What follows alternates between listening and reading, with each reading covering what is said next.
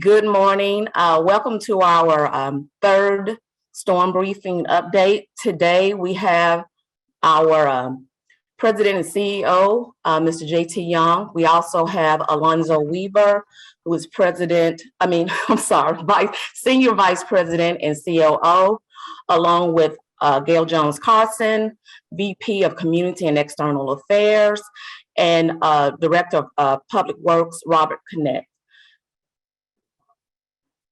At this time, Mr. Young, I don't know if you want to get us started, give us an overview of our status.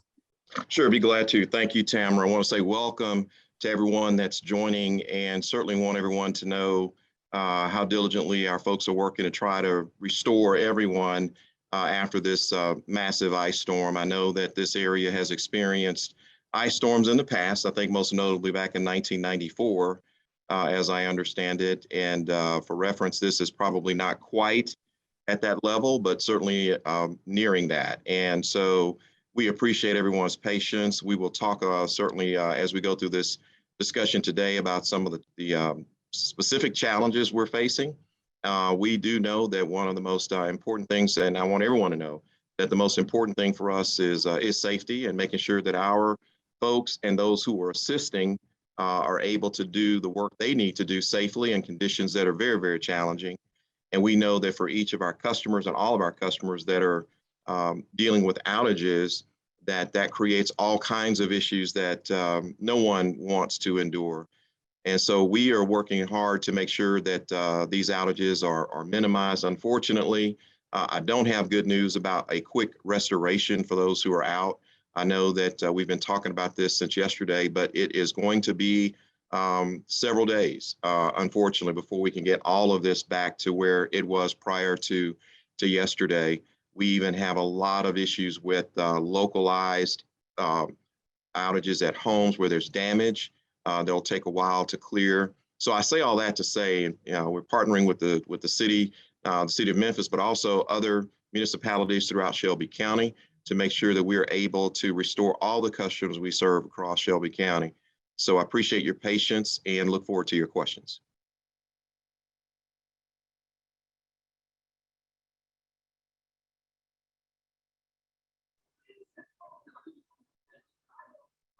Tamara, you there? I am here. Alonzo, is there an update that you would like to share with us, or are you just available for questions? I'm available for questions, but as President Young said, at the start of this call, we're about 125,000 customers that are out. We have a large number of customers that have services that are damaged, that are down. We encourage them, if the service is damaged at their home, in other words, if the meter has come off the wall, the socket has come off the wall, or the weatherhead is damaged or anything like that, that they should seek an electrician to get that repaired, so that when we get the circuits back up, we are able to provide them with power. So those customers need to start getting that process running now.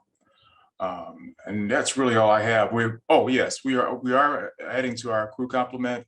We've got lots of crews coming in from outside, both tree trimming as well as overhead line crews, and we'll be continuing to build that as the outage restoration continues.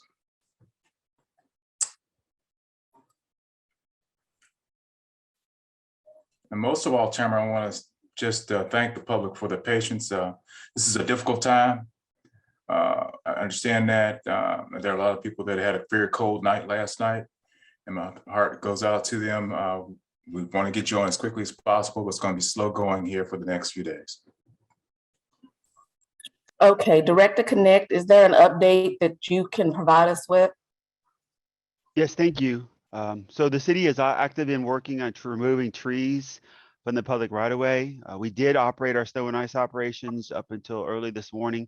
The report was that road conditions were favorable and no longer needed to put salt and sand down. So that operation is going to be transitioning fully into tree removal. Right now, we have roughly 206 outstanding tree calls. Those are trees that are blocking public streets. Yesterday, our crews removed 7 trees from blocking streets. We have 23 crews working right now on trees. That number will go up today, and including some contractors that we have also brought on to assist with tree removal.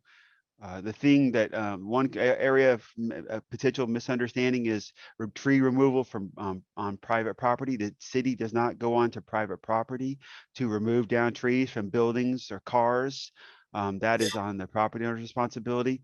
I know that we are working closely with MLGW as we clear up trees from the right of way to help assist as much as possible with other tree removal needs and to help to get the citizens back to normal as quickly as we can.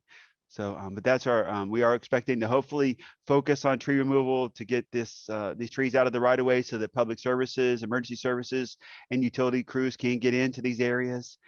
And then transition to back to those other services as I spoke about. And hopefully by by Sunday, we should have all of the street trees removed. I think that's our current estimate right now. Thank you for that update. We do have some questions from the media, so I'll just call you in the order that I see you.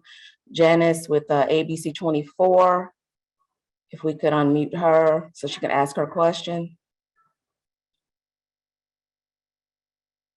Yeah, I was just gonna, I know the rules that if the tree's on your property, you've got to pay to remove it, and also that if you've got damage on your home, you got to pay to remove that yourself. Can y'all clarify that for homeowners that just, don't know and just think that MLGW fixes everything? Just a little clarification on that, maybe from Alonzo. Yeah, I'll let them apply to a part of it because there may be utility easement involved, and there's a component of that. And speaking generally, if the tree falls down and it's not involved in any power lines, or just to say it just generally falls and it just landed on their property, on their vehicle, their car, in their backyard, it's incumbent on the property owner to address that tree removal. And bring it to the curb for proper handling and disposal. Obviously, solid waste will probably have some language out there from of course, the city has an ordinance about removing oversized tree debris, contracted debris that they need to comply with as well. And that will have to get kind of re-message that so that they understand that, because there's definitely going to be a lot of trees hauled to the street. So I'll work with city communications. Arlene, I think, is on, and we'll work with solid waste about the communications on ultimately how trees will be addressed. If there's a declaration, we have to understand too that the state and the Stafford Act have requirements for declarations. We're working closely, JT and MLGW and myself, supplying information to the county so that for TTEMA on our cost. All these threshold numbers have to be met in order to get assistance from the state. It's $3.5 million for state assistance, and it's $12.5 million threshold for under the Stafford Act for the county to get assistance under FEMA guidelines. So all that's obviously we're going to be working along those paths as well, supplying that information to help. That once a declaration is obtained, then that unlocks and provides other opportunities that we generally can utilize and help assist us with the cost burden that ultimately has to be bared when you have such a major event. So there's going to be a lot more that we have to work on and understand as we put together these cost estimates and supply that information, hopefully get some federal state assistance. I know that would be much needed given what we're going to have to do to kind of respond to this event. Thanks, Robert. As far as the damages to your home, many customers that have overhead services, if the line's coming from a pole to their house, if a tree falls and it pulls down that service line, it has the potential to damage the meter socket, which is where the meter goes on right next to the wall of your home, and the pipe that goes up through from the meter socket through your roof, which we call the mask and weatherhead. Those can get damaged when a tree limb falls. And if that happens, if they get damaged or pulled off the house, they'll need to get an electrician to repair that before we can turn them back on and provide service to them. So we will come more than likely make it safe if that's the case. But if there's damage on that material, that equipment, then it will need to be repaired by an electrician.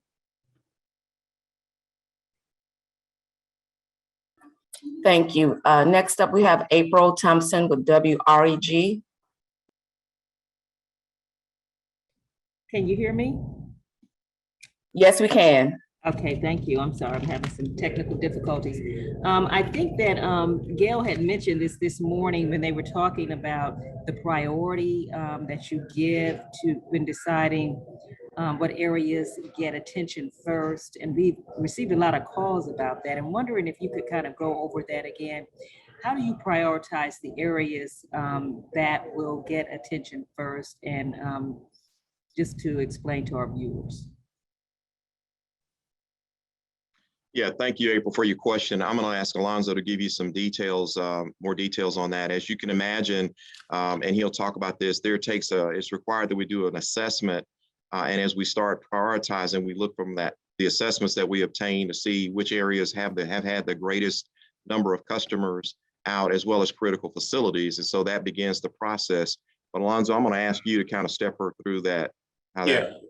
So we're going to look at key facilities first, such as hospitals, water pumping stations, sewage plants, that sort of thing, and make sure that they're in a stable condition and got power.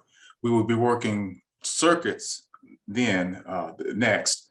Circuits are usually carrying anywhere from 1,500 to over 2,500 customers on each circuit, and we have a bunch of those that are out. Circuits and partials probably add up to around 90 or so circuits that are impacted. So there are a lot of customers on these circuits. We will be working those down to try to get those back on where we can get the most people on for the amount of effort and time spent. So we'll work through those, then we'll move on to partial circuits, as well as overhead fuse outages, which we have a lot of those that are out. So that's another group that will come through, and we'll be working the services along with all of this. We'll probably start our services, which is the services to the house. We'll start putting those back up probably starting tomorrow, start our service crews on that. So that's how we'll walk through it, April. It's not an exact science, but generally that's how we go.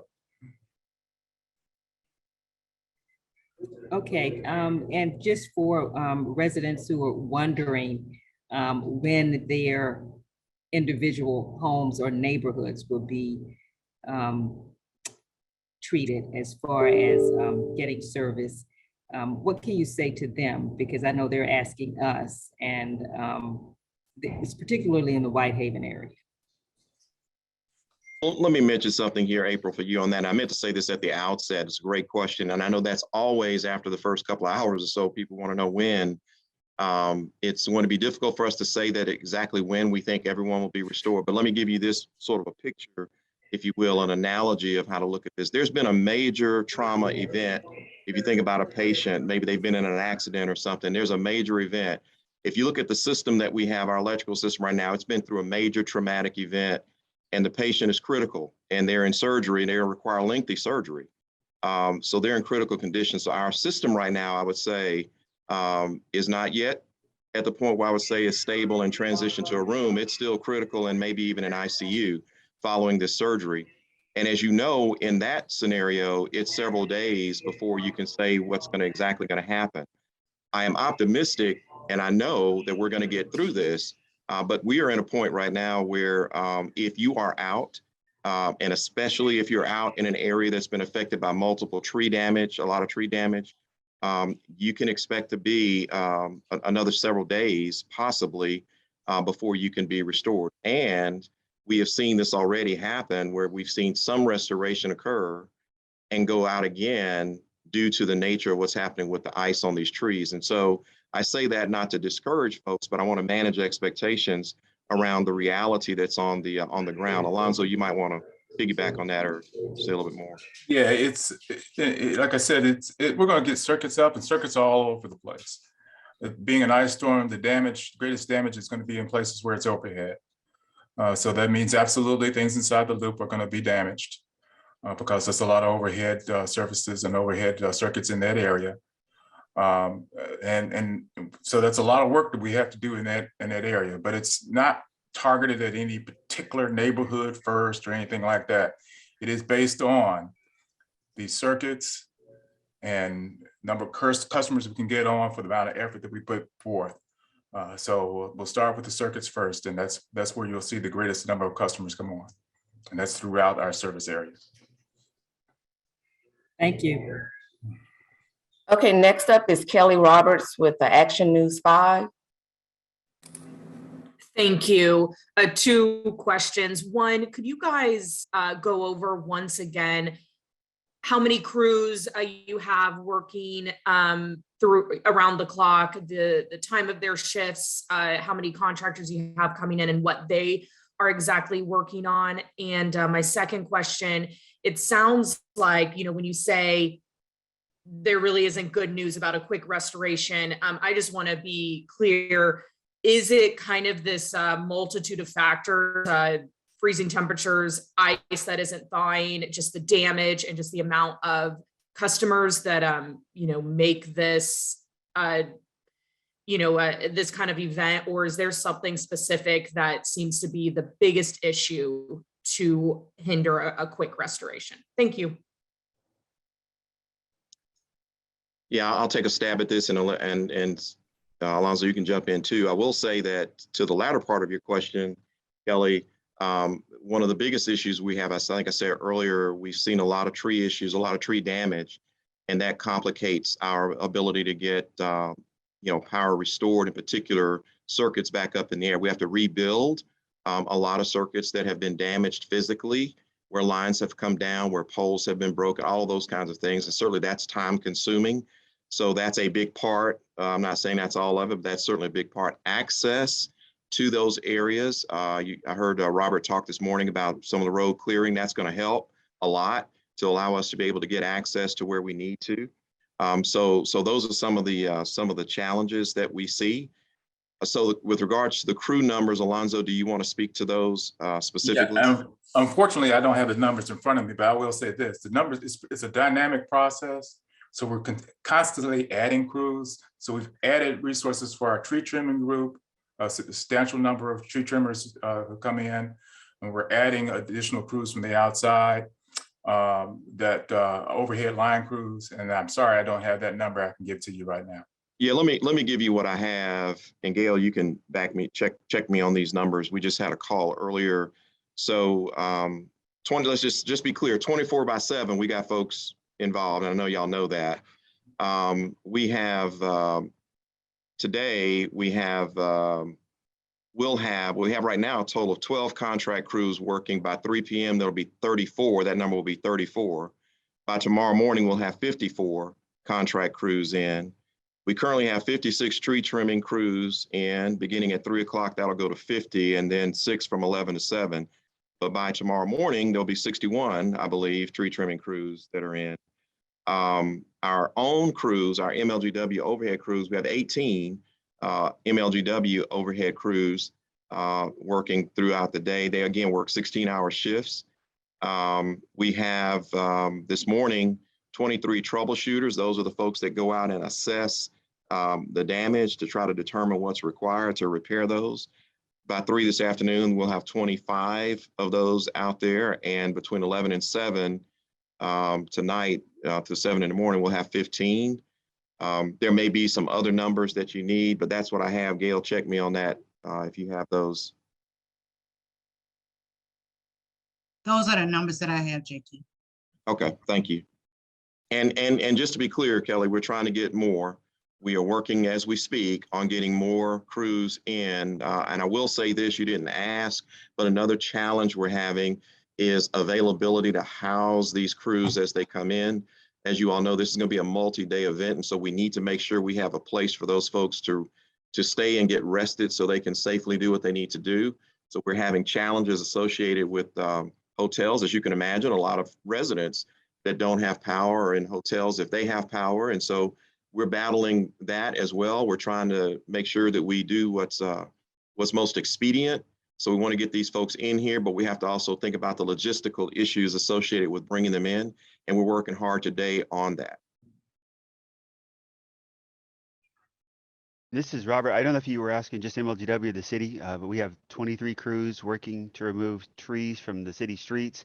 We're adding some more to that today as we moved away from snow and ice operations. So that number will go up, and we'll continue to staff that throughout the weekend. Again, my expectation was by Sunday to have most of those trees removed from the public streets, and then circling back to start assisting elsewhere with MLGW or other areas that need to have the actual removal of anything that's not blocking a street, because there's gonna be quite a bit of that cleanup effort still to be undertaken once everything else has been addressed.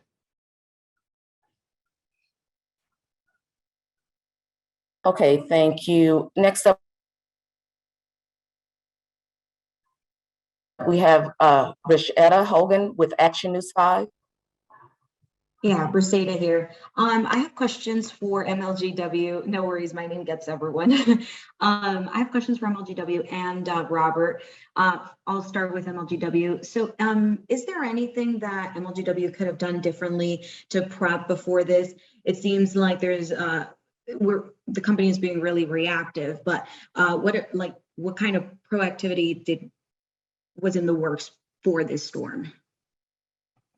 Yeah, thank you, Briseida, for that question. I think, and Alonzo, you can chime in. I will say, just as we did last year, you recall going through the water crisis, we had some similar questions. I got to commend our team for doing their best to take care of our system on an ongoing basis. As you know, we are in the middle of trying to do some upgrades on our system, our infrastructure. It is a tall task. And so you just, I hope everyone understands that when you have a situation like this that occurs with the ice and the trees and that combination of the weight of the trees coming down on lines, very, very little to be done to prevent the magnitude of the situation. We are working hard to try to make sure, and we've done a lot of things around distribution automation. We've got more systems out there now that allow customers to be systems to be automatically reconnected. We've got more of those out this year than we did last year. We don't have as much as we want, but we're moving in the right direction. And so we're trying to make our system as resilient as possible during this time. But this was a very, very challenging event. And Alonzo, I don't know if you want to tag on anything else. Yeah, and this is a widespread regional event, almost national event. So we were tracking the weather forecast as it was coalescing around the fact that we might have an ice storm, and we made some plans in that regard. As far as getting resources in advance, you really can't get that without the storm actually coming through, because people have to release those resources from wherever they're working to come to you. So we have to kind of get the impact. We did put out the request early, and we did get in additional resources, and we are getting more resources. So our plan is pretty much rolling through as you would expect it to be. It's a difficult thing to work through an ice storm, and then when you have so many other areas that are impacted, you have to kind of work with them on resources. Yeah, and I would say that's a clear point, and that is that when prior to this storm coming through, very, very hard to get them to release crews in advance because they were concerned about what was going to happen in their own areas. And we have the same challenge, as well when folks ask us to release crews before a storm. So, but I think, again, I commend our folks for doing a great job trying to make sure that we were as prepared as possible. Another question for Alonzo.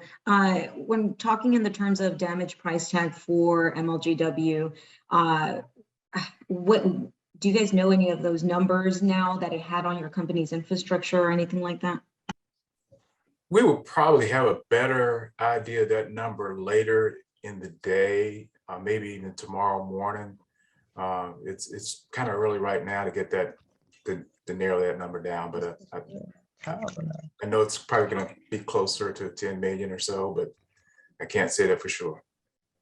All right, we'll wait for those numbers. And my other question just for Robert, I know you made it clear that when it comes to repairs, it is homeowners' responsibility, but are there any repairs that are possibly that homeowners can possibly get reimbursed for? Let's say if there's a tree that's basically city property that was on the sidewalk that damaged, whether it's a car, a home, in some way, shape, or form, would any of that be, could homeowners be reimbursed for those types of repairs?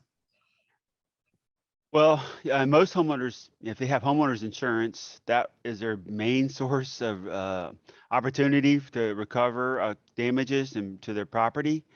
I mean, I mentioned early on that we haven't got a declaration. We are working on that. I know you just asked Alonzo about cost. There are thresholds that are required by state and federal guidelines. For example, for FEMA declaration under the Stafford Act, it's, I believe, $12.5 million in public damages. That's public property, MLGW facilities, city facilities, facility cleanup efforts to meet that threshold. And once you get a declaration, depending on how the declaration is written by the governor and approved, then other resources could potentially be provided to homeowners. It gets kind of complicated depending on the level of effects that happen. So I think we have to work on that and get that information together. But overall, at this point in time, the only guidance we can give homeowners is that if, just for example, as I mentioned, a tree that falls on your house, it just damages your roof or damages any of your property or any shape or form, it is fully on the property owner to kind of address that and hire a contractor and to take care of that. There might be some other opportunities that come available through some loans, but generally those are the only things that really we can advise homeowners at this time. Okay, Brad Broders with ABC 24. Broders, how are you all today? Question to JT or Alonzo, thanks for the time again, as always. And also maybe for Robert too. I know, is there any discussions of Robert from the city's perspective of maybe fire crews or MPD technicians, any kind of checks or making sure people are, if they lost power, can get assistance? Is there any just kind of plans for that today? I'm sorry, that question, I didn't hear all of that. I did just maybe could go to Robert Connect. I didn't know if there was if the city had any discussions with Memphis Fire or Memphis Police to do checks on elderly people in certain areas of the city who may not have power today. Yeah, that's a good question. We're supposed to have a discussion about that today. I'm supposed to be talking to Memphis Fire and Memphis Police and discussing what we can do in order to do checks on individuals. What I would, let me get some information together, and I will have Arlenia push out and send me more information about that. So it's a great question, Brad. Thank you. I don't have an answer yet. I know typically we would provide that if resources allow. But I think we need to make sure and clarify with our staffing levels, what we can do. Sure, and I know obviously it's a fluid event and the plans are continually evolving. I guess a question for Alonzo or JT, is there any special assistance to help people who may rely on oxygen or have some very critical electricity needs, make sure that they're safe in doing this? Customers that are in that category usually contact, I believe, the fire department for assistance on that. So yeah, I'll jump in. If they have a home, a medical need, as we're talking about oxygen or other facilities that require them to help in a medical condition, the fire department, they need to contact OEM at 636-2525. That's 901-636-2525. And they do have some generators that they do help under certain conditions for individuals who have medical conditions that need that type of assistance. Thank you, I appreciate it. Just circling back for a second to a question from Ms. Holguin earlier.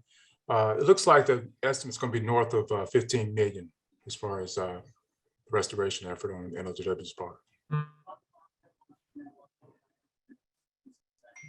Okay, thank you. Sam Hardiman, Commercial Appeal. Hi, everyone. Thank you for taking the time.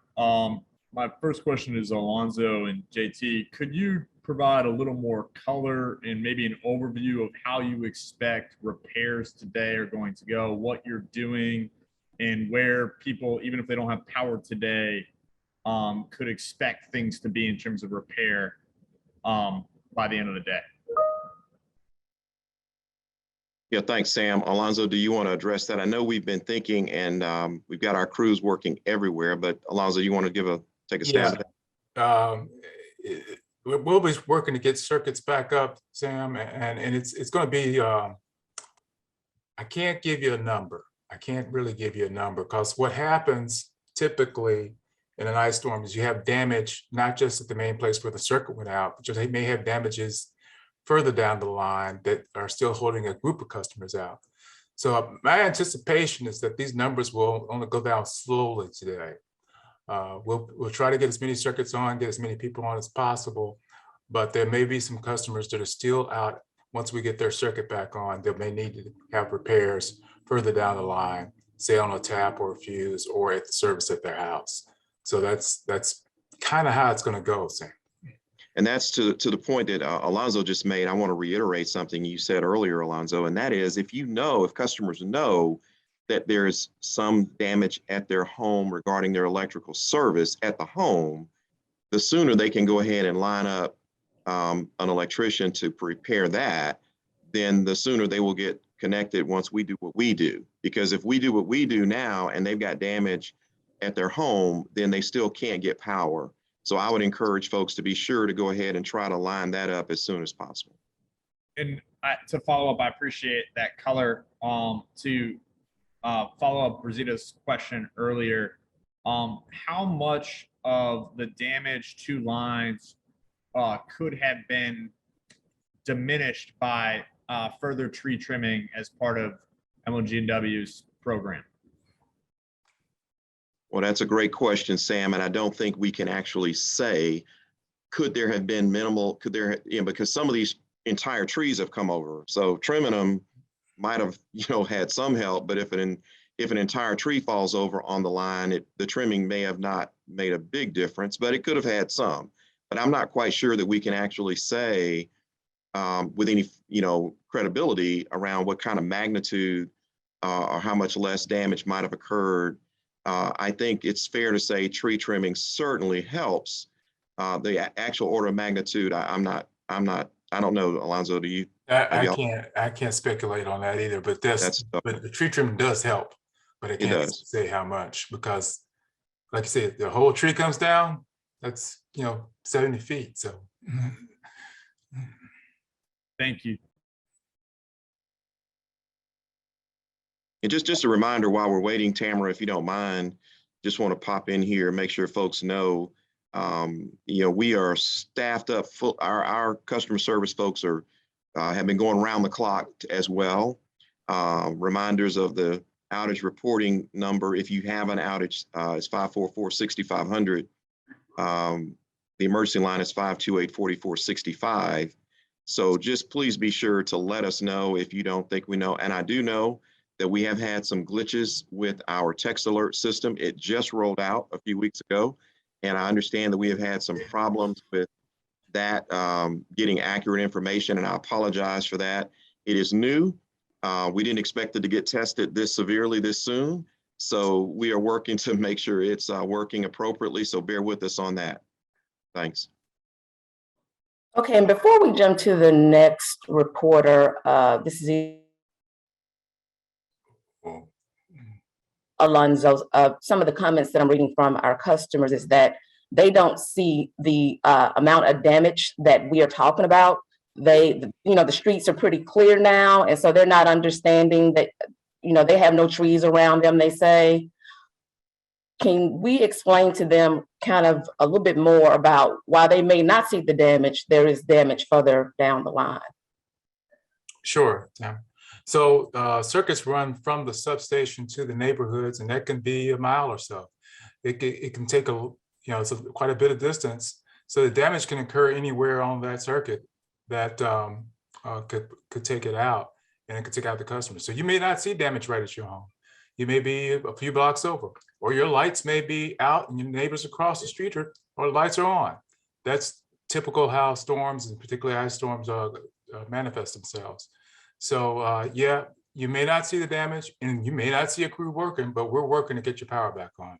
You can count on that. Thank you, Alonzo. We're going to move next to Jordan James at WREG. Hi, my question is for MLGW. Not sure if you guys addressed this, but can one of you guys just speak to, I guess, your message to those at home who are, growing frustrated with this situation? You mentioned that it could be a few days before power is fully restored. What is your message to them about what they're going through right now? Thanks, Jordan. I appreciate that question. Look, let me say it this way. To our customers, we will get through this. It will not be fun. It will not be easy, but we're going to get through this and we will not rest until we do. And we continue to ask for your patience. And I get the fact that it is not an easy task there. We're dealing with, we've been dealing with COVID for a long time. That's on top of a lot of other things that are going on in the community. We certainly want to make sure that our employees and that the public is safe. And that's the main part of this process that we're trying to make sure we unfold, is that we just as quickly, as safely as possible, get the power back on. I want them to understand that I have charged our team with, in fact, just had the conversation with them about an hour ago, everything on the table, all the arrows in the quiver, if you will, with regards to how best to do that.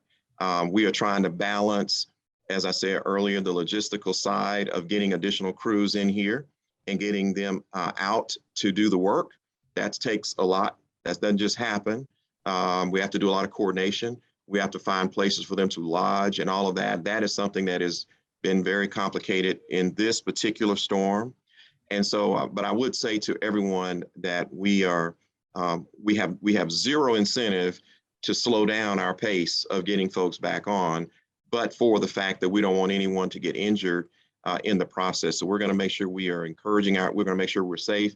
We're also going to make sure that we stay on this, though it's going to be several days until we are finished. And we will continue to communicate openly with you, with the public, to make sure you all understand where we are. And we're going to do our best to make sure that our infrastructure continues to get situated to where it can better withstand these challenges.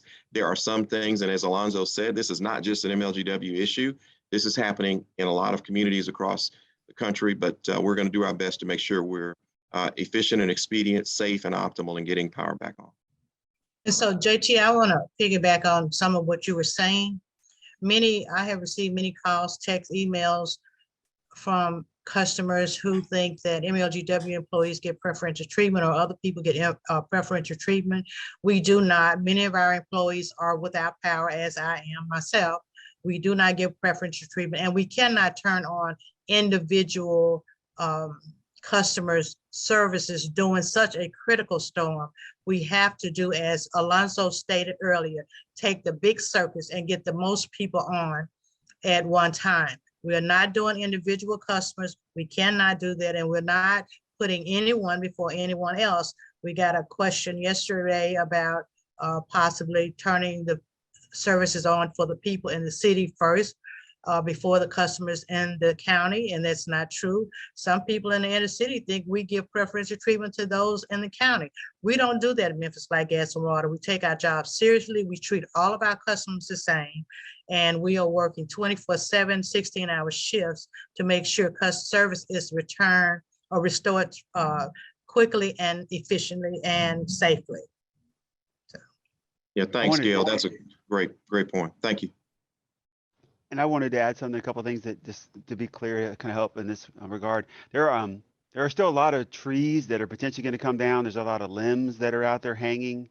One of our next steps is to identify risk, and we're going to ask the public to help report this, and they can do that through 311, is if they see a hanging limb or a potential hanging limb over a sidewalk, over a city street, please report that to us because we're going to have to remediate that as one of our future steps. But obviously, we also want the public, when they're out looking and checking their property, if they see a hanging limb over their house, over an area that could, over their car, they need to probably take a proactive step and probably get a tree contractor, a licensed tree contractor to come in and do what's necessary to ensure that that limb doesn't fall on them when they're outdoors or their property, then damage it. But I think it's really important that we get that message out across to everybody about looking at their property, and if they see something, as I mentioned, a damaged tree, a limb hanging that precariously looks like it's going to fall over a sidewalk or over a city street, that they report that so that we can take steps to gather that information, and we're going to look at how we move into the next phase of working towards correcting that as again, as I mentioned before, get through the first phase of removing trees from the right of way and streets first. And safely, because our employees need to do that safely as well. Okay, Josh Tucker with Fox 13. Hey, thank you so much. So Gale actually answered a little bit of my question, but on the flip side, and we're talking about the strategy of getting people back on, who can we expect to be last? Like, who's like worst case scenario, like who potentially be out for like the longest amount of time? Can you talk about that at all? Well, I'm going to jump in before anybody else does. I'm out and it's like 16 people, so I'm going to be last, Josh. I'm going to be absolutely last getting my services on.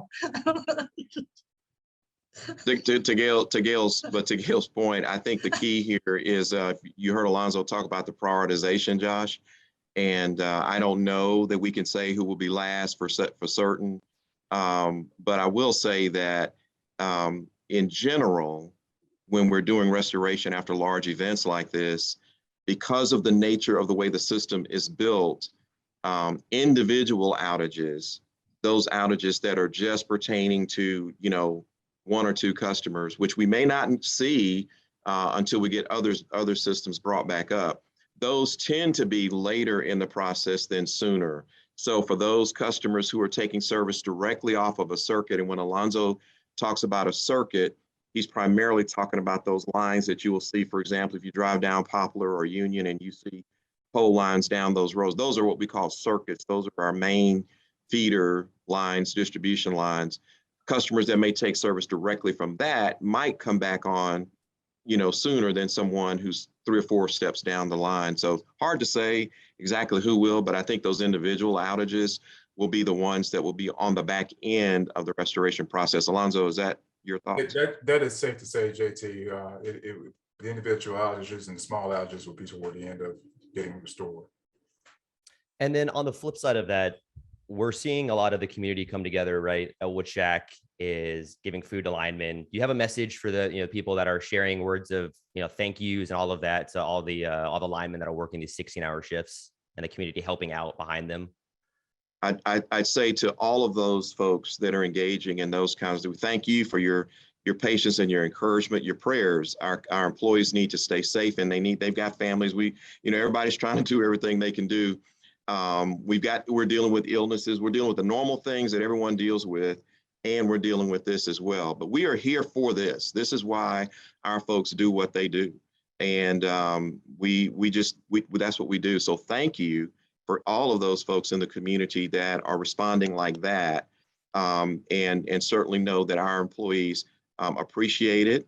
We are doing what we can to make sure we take care of our folks, as well as those who come in to help our folks, to help you, because we know we're restoring more than just electricity. We're restoring hope, and we're restoring resilience in the community and all the things that make this a vibrant place to live and visit. And so we're doing our best to make it that way again, and we're going to get there just as soon and safely as we can. Thank you. So we've come to the end of our questions. Is there anything that you would like to leave us with, Mr. Young? Thank you for this time, and we're going to continue, as Gale and her team, Tamara and others, work very hard to ensure that we are communicating and making you all aware even before the storm. I know we put out 1 or 2 press releases before the storm, but we are going to make sure that we continue to work diligently to get our community where it needs to be. We know how important it is. And we continue to thank you and ask for your patience. We thank you for your input. We know this is not a happy time for everyone. Our employees are used to that. We're not expecting everyone to be joyful and happy, but we are expecting patience. We want to make sure that we help one another. I love the fact that the community is coming together in so many different ways. I don't know, Robert, if you mentioned the warming center, but I know that we're going to be seeing some warming temperatures, I think, over the next few days, but especially tonight. I know it's going to be cold again. And I don't have the location in front of me. Is it the Hickory Hill? Hickory Hill, yeah, thanks, JT. The Hickory Hill Community Center is where the warming center is. It was heavily utilized. I think they had over 100 people yesterday and through the night. And so again, yeah, that is going to continue to operate, obviously, through the next few days. I know it's supposed to warm up Sunday, but it's supposed to get cold again, I believe, Monday and Tuesday, they're forecasting. So yeah, the city's going to continue to operate the warming center as long as it's absolutely needed. Okay, well, thank you. Well, thank you for that. And again, I just say Alonzo has responsibilities for all the crews that are out there. His team works very, very diligently to do that. So I want to thank Alonzo for his leadership. And again, we will continue to keep you informed and updated as we move along in this process. So thank you all. Gail, is there anything else? Just check on your neighbors. Make sure Absolutely. everybody's safe. Don't assume that MLGW knows your service is off. Please call and report your outage. Yeah, and especially family members, elderly members of your family and friends that may need some assistance. We ask that certainly that's very important as well. But God bless everyone. We're going to continue to work hard. Thank you. All right. Thank you for joining us.